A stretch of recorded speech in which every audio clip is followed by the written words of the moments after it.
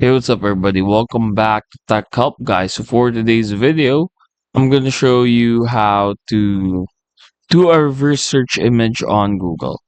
So the thing that you need to prepare here are two things. You need to prepare Google, two separated tabs of Google, and then this is where you're going to do the search image. So let's say, for example, we want to search for an anime image that we found online.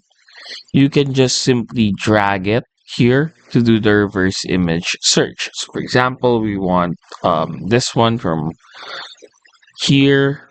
We can either upload it here directly, two methods here.